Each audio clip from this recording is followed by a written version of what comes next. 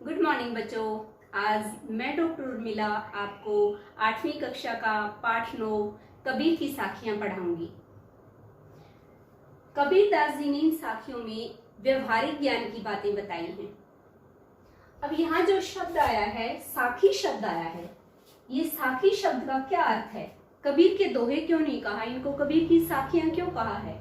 साखी जो शब्द है वो साक्षी शब्द का बदला हुआ रूप है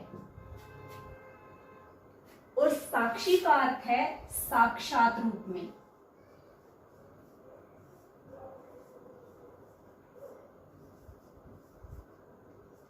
इसका अर्थ ये हुआ कि कबीर दास जी ने जो अपने जीवन में देखा, साक्षात रूप में जो अनुभव किया, उसी अनुभव को अपनी साखियों में लिखा है। इसीलिए कबीर के दोहे ना कहकर इन्हें कबीर की साखियां कहा है। कबीर दास जी अनपढ़ थे, लेकिन इन्होंने जो कुछ भी बोला, इनके शिष्यों ने एक पुस्तक का रूप दिया, उसे बीजक नाम है इनकी पुस्तक का, और उसमें 3 चीजें हैं, साखी, शब्द और रमैनी। ये 3 चीजें हैं। तो यहाँ जो हम जिनकी बात करेंगे वो हैं साखियां। सबसे पहली जो साखी है वो देखिए, जाति न पूछो साध की, पूछ लीजिए ज्ञान, मोल करो तलवार का, पड़ा रहन दो म्यान। सबसे पहले इसके कठिन शब्द देखते हैं। साध का अर्थ है सज्जन या साधु। मोल का अर्थ है मूल्य। तलवार का अर्थ है तलवार। और म्यान जो होती है वो तलवार के ऊपर की कवरिंग होती है, कवर होता है। जैसे ये तलवार है इसके अंदर, और जो तलवार के ऊपर कवर होता है वो क्या होता है? म्यान होता है। तो ये जो प्रथम साखी है, इसमें कबीर दास जी ने क्या कहा है कि जाति न पूछो साध की। हमें सज्जन व्यक्ति की जाति नहीं पूछनी चाहिए कि वो किस जाति से संबंध रखता है। पूछ लीजिए ज्ञान, बल्कि हमें उसका ज्ञान पूछना चाहिए। अगर वास्तव में देखा जाए तो साधु व्यक्ति की पहचान उसके ज्ञान से होती है कि उसे परमात्मा के बारे में कितना ज्ञान है। फिर अपनी बात को सिद्ध करने के लिए कबीरदास जी तलवार का उदाहरण देते हुए कहते हैं, क्या कहते हैं? मोल करो तलवार का, पड़ा रहन दो म्यान। वो बताते हैं कि जब कोई बाजार में तलवार खरीदने जाता है तो वो तलवार की धार को देखकर उसका मूल्य का निर्धारण करता है, उसके म्यान को देखकर नहीं। कि जो तलवार को डालने का जो उसका ऊपर का कवर होता है वो बहुत हीरे मोती जड़े हुए हों, उस पर बहुत सुंदर हो, खूबसूरत हो, लेकिन जो तलवार है उस पर जंग लगा हुआ हो तो क्या फायदा? तो इसलिए तलवार की कीमत होती है, म्यान की नहीं। उसी प्रकार जो है सज्जन व्यक्ति की पहचान जो है उसकी जाति से नहीं होती, बल्कि उसके ज्ञान से होती है। दूसरी साखी करते हैं। आवत गारी एक है, उल्टत होई अनेक, कहे कबीर नहीं उलटिए, वही एक की एक। इसमें सबसे पहले हम इसके कठिन शब्द देखते हैं। आवत का अर्थ है आना, गारी का अर्थ है गाली या अपशब्द, अनेक का अर्थ है बहुत सी।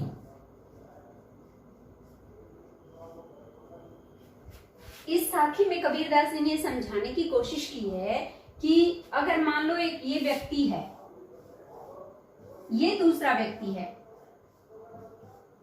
तो कबीरदास जी कहते हैं कि अगर एक व्यक्ति इसको गाली देता है या अपशब्द कहता है तो इसको पलट कर जवाब नहीं देना चाहिए, क्योंकि अगर वो पलट कर जवाब देगा तो वो गालियां बहुत सारी हो जाएंगी। इसलिए कबीरदास जी ने कहा है, कह कबीर नहीं उलटिए, हमें उसकी गाली का, उसके अपशब्द का वापस जवाब नहीं देना चाहिए। अगर हम वापस नहीं देंगे जवाब तो वो एक की एक ही रहेगी वो गाली।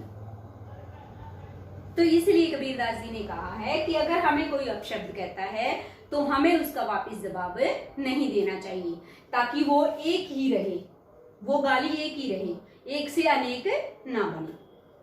अगली साखी देखते हैं। माला तो कर में फिरे, जीभी फिरे मुख माही, मनवा तो दहुदिसी फिरे, यह तो सुमिरन नाही। सबसे पहले इसके कठिन शब्द देखते हैं। माला है मनकों की जो माला होती है, मनकों की माला।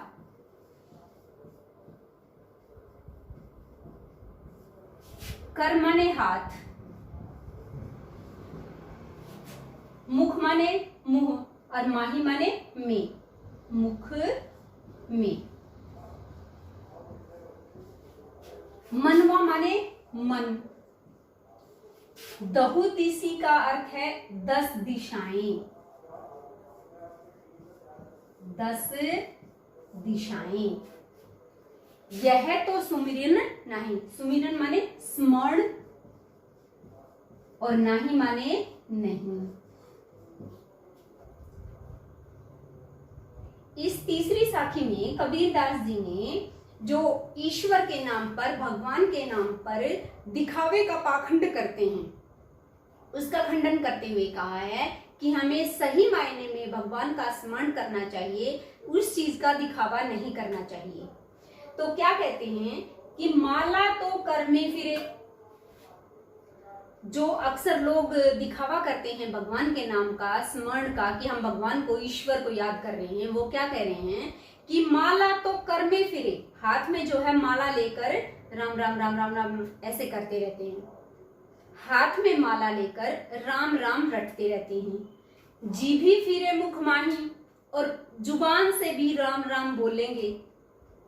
हाथ में माला से मन के एक बार राम बोला और मन का नीचे किया, यानी जुबान, जीभ जो है वो अंदर बोल रही है और हाथ जो है उन मनकों को ऊपर नीचे कर रहे हैं। मनवा तो दहुदिसी फिरे, लेकिन जो मन है मनुष्य का वो बड़ा चंचल है और वो 10 दिशाओं में घूमता रहता है। यह तो सुमिरन नहीं, ये जो है ये भगवान को स्मरण करना नहीं हुआ, ये भगवान को याद करना नहीं हुआ। तो कबीरदास जी कहते हैं कि हमें ये भगवान के नाम पर दिखावा नहीं करना चाहिए, हमें वाक्य में स्मरण करना चाहिए, भगवान को, उस ईश्वर को याद करना चाहिए। उस ईश्वर को याद करने का ढोंग नहीं करना चाहिए कि माला को हाथ में लेकर राम राम करते रहें और जीभ जो है वो मुख में करती रहे, लेकिन जो मन है वो 10 दिशाओं में घूमता रहे। दिशाएं, 10 दिशाएं कौन कौन सी हैं? ये 4 दिशाएं तो हमारी ये हैं, पूर्व पश्चिम उत्तर दक्षिण, और 4 दिशाएं इन चारों के बीच में हैं। ये ईशान, यहाँ आग्नेय, ये नैऋत्य और ये वायव्य, और एक ऊर्ध्व यानी ऊपर और एक अधो यानी नीचे। तो इस तरह से कुल मिलाकर कितनी दिशाएं होगी? 10 दिशाएं। तो कबीरदास जी यही कहना चाहते हैं कि हमारा जो मन है वो चंचल है, 10 दिशाओं में घूमता रहता है, इसलिए पहले मन को काबू में करना चाहिए, उसके बाद भगवान का स्मरण करना चाहिए। जो इस तरह से भगवान का स्मरण करते हैं वो वास्तव में भगवान का स्मरण नहीं है, वो एक प्रकार का ढोंग है, पाखंड है। इसलिए हमें इस चीज से बचना चाहिए और वास्तव में भगवान का स्मरण करना चाहिए। अगली साखी देखते हैं। कबीर घास ने नींदिए, जो पाऊं तली होए, उड़ी पड़े जब आंख में, खरी दुहेली होए। सबसे पहले इसके कठिन शब्द देखते हैं। नींदिए यानी निंदा करना, निंदा करना। पांव माने पैर, उड़ी का अर्थ है उड़कर, पड़े यानी गिरना, खरी का अर्थ है बहुत, और दुहेली का अर्थ है पीड़ा। कबीरदास जी ने इस साखी में छोटी चीजों की यानी कमजोर चीजों की या कमजोर प्राणियों की निंदा न करने का उपदेश दिया है। क्या कहते हैं कबीरदास जी? कबीरदास जी कहते हैं कि हमें घास की कभी भी निंदा नहीं करनी चाहिए। कौन से घास की? जो पांव तली होए, जो हमारे पैर के नीचे घास होता है। क्या कहते हैं कबीरदास जी? कि हमारे पैरों के नीचे जो घास होता है हमें उसकी निंदा नहीं करना चाहिए। यहाँ घास से तात्पर्य क्या है? जो तुच्छ प्राणी हैं, छोटे प्राणी हैं, कमजोर प्राणी हैं, हमें उनकी कभी भी निंदा नहीं करनी चाहिए। क्यों नहीं करनी चाहिए? फिर वो उदाहरण देते हैं, उड़ी पड़े जब आंख में, अगर वही घास जब उड़कर आंख में गिर जाता है, खरी दुहेली होए, तो हमें बहुत ज्यादा पीड़ा होती है, तो हमें बहुत ज्यादा कष्ट होता है। इसलिए कबीरदास जी कहते हैं कि हमें तुच्छ प्राणियों की या छोटे प्राणियों की या कमजोर प्राणियों की निंदा नहीं करनी चाहिए। कबीरदास जी के कहने का तात्पर्य यह है कि हमें कमजोर प्राणियों का इसलिए निंदा नहीं करनी चाहिए क्योंकि जब वो कमजोर प्राणी जागृत हो जाता है तो वो अपने को कष्ट देने वाले व्यक्ति के साथ बहुत ज्यादा अत्याचार करता है, बहुत ज्यादा कष्ट पहुंचाता है, बहुत ज्यादा पीड़ा पहुंचाता है। इसीलिए हमें कभी भी जो है छोटी चीजों की या कमजोर प्राणियों की निंदा नहीं करनी चाहिए। पांचवी और अंतिम साखी देखते हैं, जग में बैरी कोई नहीं जो मन शीतल होए, या आपा को डारी दे दया करे सब कोई। कठिन शब्द देखते हैं इसके। जग का अर्थ है संसार, बैरी का अर्थ है दुश्मन, शीतल का अर्थ है शांत, होए का अर्थ है होना, आपा का अर्थ है स्वार्थ या अहंकार, और डारी माने त्यागना।